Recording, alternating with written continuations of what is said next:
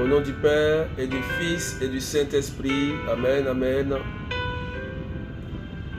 Seigneur Esprit Saint, viens au milieu de nous. Viens nous former. Viens nous remplir de ton amour. Saint-Esprit, en ce jour, tu as dit que tu nous enseigneras toutes choses. Viens nous enseigner et nous éclairer à te connaître. Merci Saint-Esprit de Dieu. Paix et joie, nous sommes aujourd'hui à notre deuxième jour sur l'enseignement sur les portes d'entrée sataniques. Et nous allons parler aujourd'hui des sortes de portes d'entrée sataniques. Amen. Nous avons dit déjà en introduction que les portes d'entrée sataniques, c'est une brèche, une porte que le diable utilise pour infiltrer notre vie. Et que le diable aussi peut occasionner des portes d'entrée dans notre vie. Donc, dans l'enseignement précédent, nous avons parlé de tout ça. Aujourd'hui, nous allons parler des différentes sortes de portes d'entrée. C'est très important de connaître ces portes. Amen. Donc, on va énumérer certains points que je vais expliquer. Premièrement, il y a nos différents péchés. Un péché répété peut entraîner l'action d'une porte ouverte qui va permettre aux démons d'infiltrer ta vie. Par exemple, l'impureté sexuelle qui va occasionner une porte. Tu peux aller avec une personne sexuellement et cette personne peut être habitée par un esprit ou par un démon que tu ne sais pas.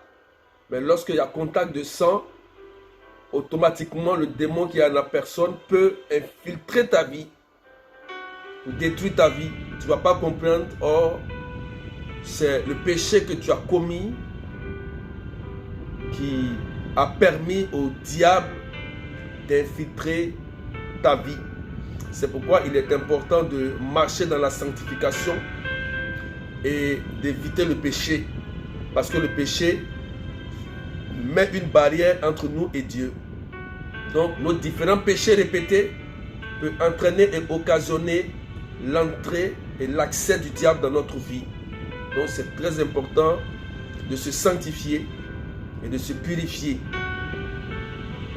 La deuxième chose, il y a aussi les différentes oppressions.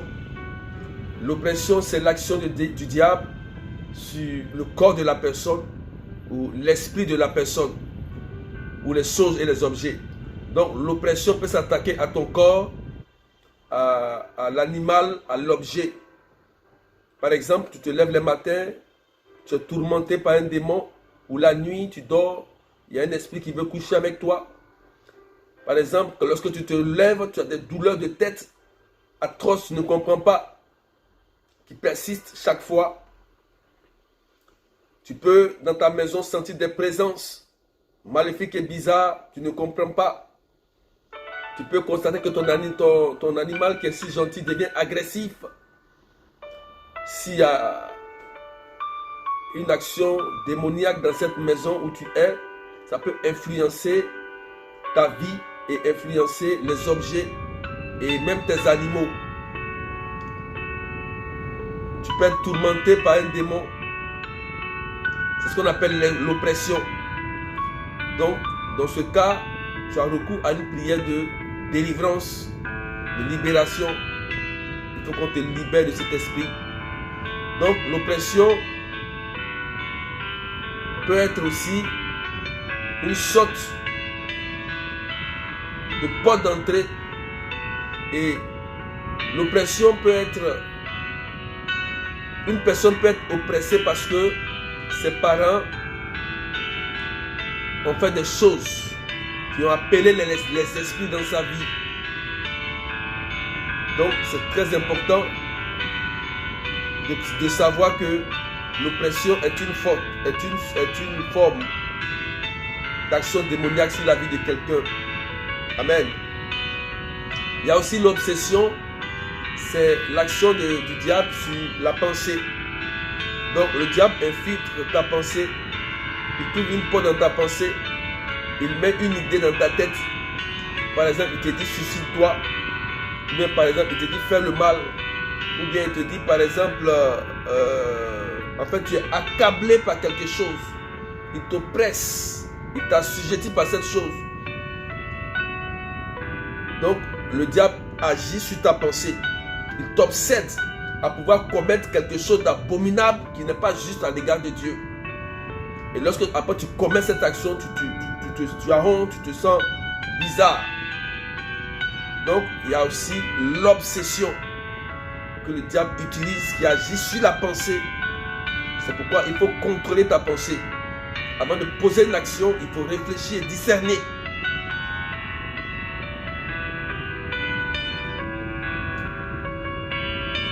Et l'obsession peut agir sur une ligne de conduite. Il y a des gens qui sont obsédés par exemple par leur ligne de conduite. Ils se sont imposés une ligne de conduite à eux, par leur moi. Moi je suis comme ci, comme ci, comme ci, comme ci. Et Satan peut utiliser ça pour infiltrer ta vie. Et ta manière de vivre peut accabler les autres. Donc Satan peut t'obséder même dans ton caractère. C'est pourquoi le caractère, il faut changer. Et Jésus a dit en Romains, changer de caractère et de pensée. Ne pas vous laisser obséder. Voilà pourquoi Jésus dit, il faut changer et renouveler sa pensée. C'est très important.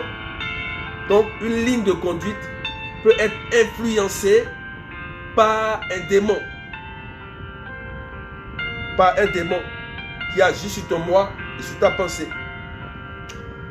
Il y a aussi le fétichisme, la magie, les lectures des ouvrages sataniques, l'écoute des enregistrements et des musiques sataniques, une simple inscription dans un mouvement satanique, le pacte conclu directement ou indirectement.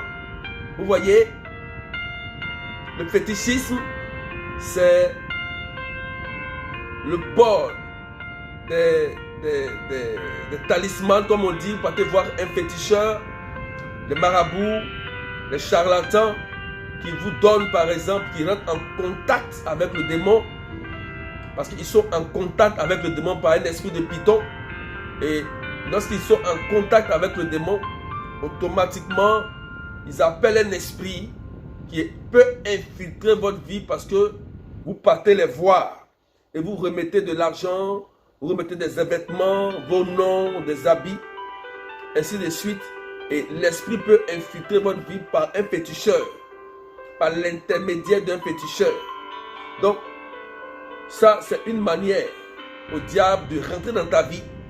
Donc, ce n'est pas bien de consulter les devins, de consulter les charlatans. Et le diable travaille avec ces personnes. Il travaille avec ces personnes parce qu'ils ne sont pas de Jésus-Christ de Nazareth. La magie, vous connaissez la magie, ceux qui pratiquent la magie, c'est pas bon. Ce n'est pas bon, ce n'est pas bien. Les lectures des ouvrages démoniaques, comme les monographies de la franc-maçonnerie, du bouddhisme, des écancars, des rotaries, des mouvements, des livres comme ça, des écoutes, des enregistrements et des musiques sataniques, des musiques qui influencent la pensée. Donc le fait de tout le temps être en contact avec des musiques sataniques, des musiques qui ne t'apportent rien, le diable peut avoir accès à ta vie. Vous voyez? Une simple inscription dans un mouvement satanique, des gens qui s'inscrivent dans des mouvements qui ne sont même pas de Jésus, dites des mouvements d'association, par exemple la Rotary, des mouvements qui cachent la franc-maçonnerie, qui cachent des pratiques de secte. Donc, il faut éviter de s'inscrire dans des mouvements qu'on ne connaît pas. C'est pourquoi il faut rester dans l'église. Dans le mouvement de l'église, c'est le Saint-Esprit. Donc, faites très attention de ne pas vous inscrire dans n'importe quel groupe où il n'y a pas le Saint-Esprit. Faites très attention. Et les pactes conclus avec le diable, les pactes directs ou indirects. C'est-à-dire qu'il y a des personnes qui, à cause de l'amour, de la réussite, de l'argent, ils vont conclure des pactes sataniques. Ils vont tuer par exemple un homme, un animal, verser du sang et aller rentrer en connexion directe ou indirecte avec le diable pour une réussite. Donc, c'est très dangereux d'aller conclure des pactes avec le diable. Donc, voilà quelque chose. Il y a aussi les pratiques de certaines coutumes et de différents rites traditionnels. Les coutumes, il y a de bonnes coutumes dans nos villages, dans nos sociétés, il y a de très bonnes coutumes. Mais on assiste que souvent certaines coutumes sont dues à des adorations. Par exemple, des fêtes de génération où on va d'abord adorer de l'eau, adorer des cailloux avant de commencer la fête de génération. Non, c'est dangereux. Ça infiltre un démon dans ta vie lorsque tu participes à ces rituels. Par exemple aussi le veuvage. Le veuvage parce que tu as perdu un homme ou tu as perdu ton conjoint ou ta conjointe. Les gens font des rituels, les personnes font des rituels. On te rase, on te fait des choses, on parle de trucs, on met des paroles sur toi. Tu dis que non, c'est la famille, c'est comme ça. Mais dans le veuvage, il y a des choses cachées que les gens ne connaissent pas. Il y a des choses cachées que les gens ne connaissent pas. Donc, il ne faut pas faire ces choses-là. Et il y a aussi les jumeaux. Lorsque tu accouches des jumeaux, on fait des pratiques rituelles. Il faut dire que les jumeaux, comme c'est des jumeaux, il faut faire des pratiques. Ça fait que les jumeaux reçoivent des pouvoirs maléfiques. Voilà pourquoi certains jumeaux souvent sont influencés par des démons à cause des rituels qui appellent un démon sur leur vie. Donc c'est interdit par Jésus de faire ces pratiques qui empêchent la restauration des enfants de Dieu. Donc, il y a ces pratiques, de ces coutumes, de ces mauvaises coutumes. Il y a aussi de bonnes coutumes. Et je veux parler aussi des funérailles. Des funérailles. C'est lors des funérailles traditionnelles que le diable utilise ses agents pour programmer la prochaine victime, pour détruire la personne. Donc, les funérailles, faites très attention. Très attention lorsque vous êtes dans les funérailles, surtout traditionnelles. Parce que les rituels qui se font ne sont pas dans le hasard. Amen. C'est très important de ne pas se donner à des pratiques rituelles. Amen. C'est très important. Et il y a aussi la pratique de certaines rites traditionnels, comme j'ai dit. Et je vais rentrer un peu plus dans les détails, surtout lors des funérailles. Que vous comprenez lors des funérailles. Lorsque il y a des funérailles traditionnelles, faites très attention, parce que lorsque on expose le corps de la personne et que les gens sont autour, vous allez danser, ils vont danser, et après ils vont inviter la famille à venir danser dans le funérail traditionnel. Et la première personne qui va se lever, c'est la première personne qui sera la cible immédiate des sorciers pour leur prochaine programmation. Voilà comment ils fonctionnent. Est-ce que vous comprenez? Voilà comment ils fonctionnent. Amen. Donc, faites très attention aux rites traditionnels. La parole et les gestes de malédiction. Il y a les paroles qu'on ne doit pas dire. Par exemple, tu maudis quelqu'un, tu relâches une parole de malédiction et tu fais des gestes. Vous voyez, il y a des femmes qui font des gestes. Des gens qui crachent sur l'argent, les gens qui font des dépôts d'instruments, par exemple, qui font des déchets, des gestes, des pratiques, qui crachent, qui font de n'importe quoi. Faites très attention avec ces gestes. Des paroles et des gestes que les gens manifestent. Ça peut infiltrer ta vie par un démon de mort, peut infiltrer ta vie. Et on voit ça beaucoup dans nos villages. Des gens qui crachent sur ton argent. Dès qu'ils crachent sur ton argent net, le démon de mort peut rentrer dans ta vie. Il peut te programmer. Parce que Jésus a craché à terre et Jésus a mélangé avec la boue. Il a mis sur les yeux de l'aveugle et l'aveugle a été allé se rincer dans l'eau et l'aveugle a été guéri. Donc cracher, c'est aussi un geste. Amen. Je prends des exemples. Il y a plusieurs gestes. Et il y a des paroles qu'il faut éviter de prononcer. Les grossièretés, les paroles de malédiction, les paroles négatives, les paroles négatives dans la vie de quelqu'un. Un parent ou une mère ne doit pas maudire ses enfants. Ne doit pas parler, dire des choses abominables sur ses enfants. Il y a aussi l'opposition à la parole de Dieu. Il y a des gens qui, lorsqu'on leur parle de Jésus, ils sont toujours opposés. Lorsqu'on les amène toujours à comprendre la parole de Dieu, tu leur parles de Dieu, mais ils cherchent toujours quelque chose à te condamner. Ils cherchent toujours quelque chose en toi pour te bloquer. Donc tu veux les amener à se convertir. Ils sont toujours opposés à ce que tu dis. Ça peut être le conjoint, ça peut être l'enfant, ça peut être des amis. Donc le diable peut utiliser ça, cette opposition, pour s'infiltrer, parce que ça va engendrer des disputes. Tu veux aider quelqu'un et la personne, il ne voit pas cela et il y a une opposition. Il y a aussi des discussions en communauté et en famille, comme je dis, en famille, en communauté, des discussions, des oppositions, des gens qui sont toujours opposés. Toujours opposés. On ne peut pas leur parler. Ils sont toujours opposés à ce qu'on dit. Et il y a toujours des discussions dans la communauté, dans la famille. Automatiquement, ça ouvre une porte et une brèche à l'action de Dieu, du diable dans ta vie. Parce que là où il y a la discussion, le diable trouve toujours une brèche pour infiltrer la famille ou la communauté. C'est pourquoi le fruit de l'esprit, c'est la paix. Galates 5, verset 22 nous dit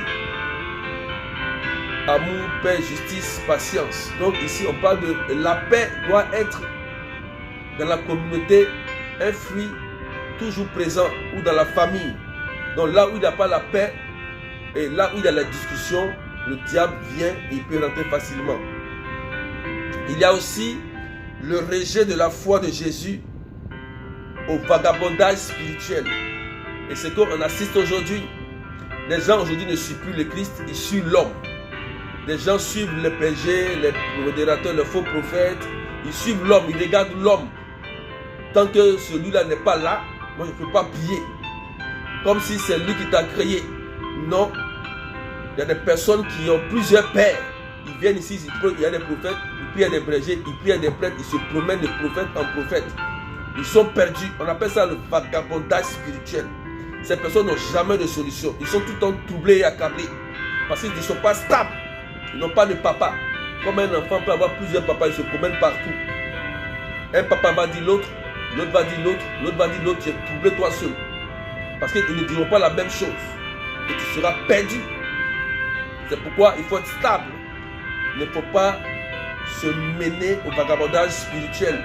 Et le meilleur papa, le meilleur pasteur, c'est Jésus de Nazareth. Il faut d'abord écouter ton Jésus. Il faut d'abord te concentrer sur Jésus. Lorsque quelqu'un est en train d'annoncer ta parole, c'est Jésus que tu cherches. Tu ne cherches pas l'homme. Tu ne cherches pas à aimer certaines personnes, mais tu cherches à aimer Jésus à travers cette personne. Tu cherches à connaître Jésus à travers cette personne. C'est ce qu'il faut comprendre. Donc il faut arrêter le vagabondage spirituel qui fait qu'aujourd'hui, beaucoup ont été anarqués et beaucoup ont été détruits par les faux prophètes. Et Jésus a dit que dans les derniers temps, il y aura des faux prophètes. Faites attention, ne les écoutez pas. Donc arrêtez le vagabondage spirituel. Les gens qui suivent les miracles, qui suivent les prophéties, ces personnes-là qui sont les cibles des faux prophètes. Faites très attention. L'exagération dans les choses de Dieu. On n'exagère pas dans les choses de Dieu. Il faut respecter le temps des choses. Avec Dieu, il fait très ordonné. Il ne faut pas être désordonné. Quand tu te donnes un temps pour faire des choses, fais les choses selon le temps respecté. Dieu est un Dieu d'ordre. Donc l'exagération s'identifie à la gourmandise.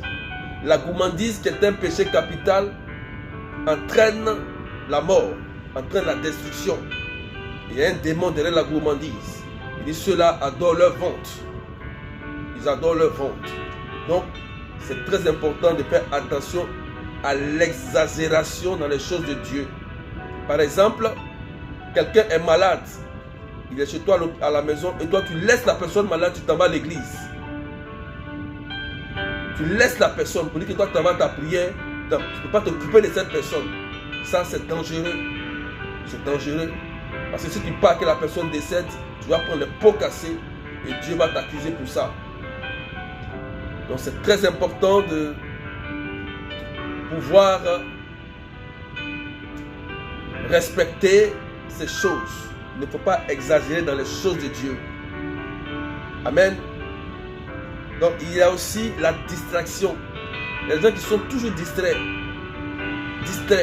On leur parle de Jésus, leur esprit est loin. On te parle de Jésus, son esprit est en train de penser peut-être à une nourriture ou à un programme. Leur esprit voyage. Ils sont distraits. On leur parle, ils ne comprennent pas. Ça sort, ils ne comprennent pas. Et après, ils n'arrivent pas à produire du fruit. Ces personnes ne peuvent pas produire parce qu'ils sont distraits.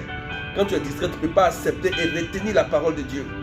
Donc la distraction, il faut bannir la distraction de notre vie. Il faut être attentif lorsque on écoute la parole de Dieu. Il y a aussi la fatigue. C'est pourquoi il faut se reposer. Il faut se reposer. Parce que lorsque vous êtes beaucoup fatigué, c'est là que le diable attaque.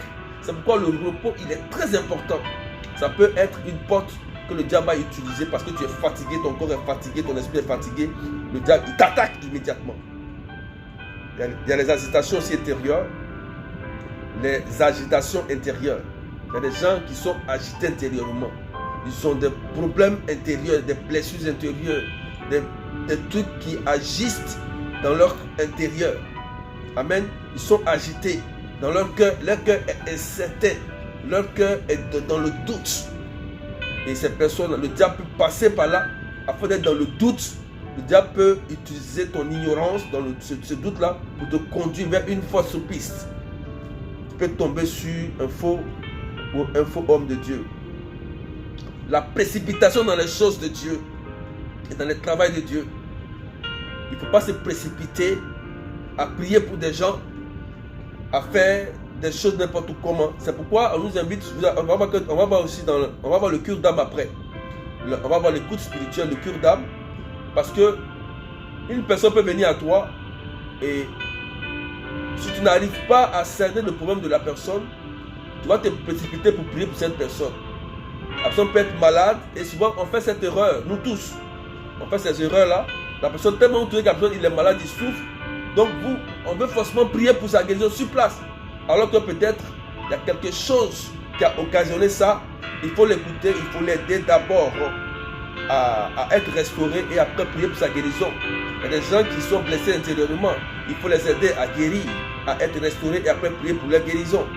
C'est très important. Il y a aussi le découragement. Le découragement que le diable peut utiliser. C'est pourquoi Jésus a dit qu'il faut persévérer dans la prière, veiller et prier. Un chrétien ne doit jamais se décourager parce qu'il y a déjà la victoire en Jésus de Nazareth. On ne prend pas une grossesse aujourd'hui et on accouche immédiatement. Non, il y a un temps. C'est pourquoi le découragement ne doit pas faire partie de la vie d'un chrétien. Amen. Donc le découragement peut être utilisé par le diable. Il y a aussi la paresse. la paresse. Et l'arcane de la bénédiction n'aime pas la paresse. Un chrétien ne doit pas être paresseux. Et si tu es paresseux, le diable va venir utiliser ça pour que tu deviennes demain un anarcheur. Beaucoup ne veulent pas travailler parce qu'ils font l'œuvre de Dieu et la paresse les a gagnés. Ils sont devenus comme des gens qui escroquent. Ils sont obligés d'inventer des prières pour soutirer de l'argent aux gens. Parce que la paresse les a engloutis dans une pauvreté. Et là, ils sont obligés d'escroquer pour avoir de l'argent pour survivre. Donc, il faut éviter la paresse. Donc, il faut travailler. Dieu a dit, tu mangeras à la sueur de ton front. Donc, il faut travailler, quelle que soit l'œuvre que tu fais pour Dieu. Va à tes occupations, va travailler. C'est important. Les mauvaises pensées. Il faut éviter les mauvaises pensées. C'est très important. Éviter de penser mal de ton conjoint, de penser mal de l'autre. Il faut rejeter continuellement les mauvaises pensées. Les mauvaises pensées, ça peut être dû au suicide, au manque de confiance. Et c'est ça. Le diable peut créer en toi un manque de confiance en ton conjoint. C'est que tu es là, tu aimes ton conjoint, mais tu n'as pas confiance en lui. Il crée un manque de confiance continuelle. Ça veut dire que tu n'es pas dans la certitude. Tu es sur le qui-vive. Il faut penser positif envers l'autre. Parce que tous sommes des pécheurs convertis. Le fait de penser positif, ça fait que l'action de l'esprit va commencer à changer la personne qui est avec toi, toucher sa vie. C'est pourquoi il faut avoir de bonnes pensées, parce que c'est ce que tu penses qui t'arrive. Si tu penses le mal va t'arriver. Il y a le pouvoir de la pensée. Le pouvoir de la pensée. C'est très important. La pensée, c'est un pouvoir. Dieu a pensé et Dieu a dit par la parole. Donc, la pensée peut créer quelque chose. Donc, c'est pourquoi il faut penser en bien envers ton prochain et éviter les mauvaises pensées démoniaques, des pensées de destruction, de séparation, de mort. Il faut les rejeter au maximum de sa vie. Des pensées de doute, d'incertitude. C'est le diable qui utilise cela. La parole et les actes impudiques. C'est pourquoi il faut faire très attention à sa bouche et à ses actions. Ne pas dire des grossièretés. Tu es chrétien, tu ne dois pas aller dire des grossièretés. Parler de ce qui est impudique. Parler du sexe. Dire des choses qui ne sont pas bien à l'égard de tout le monde. Il ne faut pas parler en mal. Utiliser sa bouche pour parler des choses qui ne sont pas bien. Utiliser ses actions pour faire des choses abominables. C'est très important de contrôler sa bouche et ses actions. Celui qui sait contrôler sa bouche, celui-là a le pouvoir de l'esprit. Et il y a aussi la cupidité, c'est-à-dire l'amour de l'argent. Il y a des gens qui sont devenus cupides à cause de l'amour de l'argent. Parce que tu n'as pas les moyens. Un homme mystique, c'est pas ce qu'il fait. Et beaucoup de personnes vivent ça. Beaucoup de personnes, un homme mystique, il a de l'argent, il a de grands moyens. Et comme toi, tu as des principes de vie, tu veux forcément quelqu'un qui a de l'argent.